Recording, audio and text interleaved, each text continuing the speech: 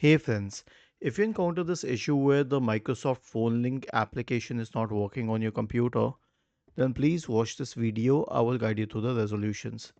So here's what we do. Search for phone link in the Windows search bar and then go to the phone link application.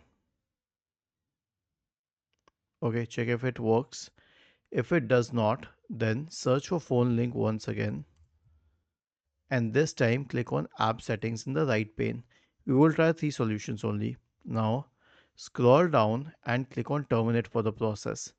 Click on repair to repair it. It needs a few seconds. Wait till you get the tick mark here. And if that doesn't help, then you can reset it. There's no option to uninstall and reinstall it. So we will stick to these two solutions. Wait till you get a tick mark here. In most probability, the problem should be fixed by now and try relaunching the application. Was this helpful? If yes, then please subscribe to the channel. If not, then let us know in the comment section of the video on how we could help you further.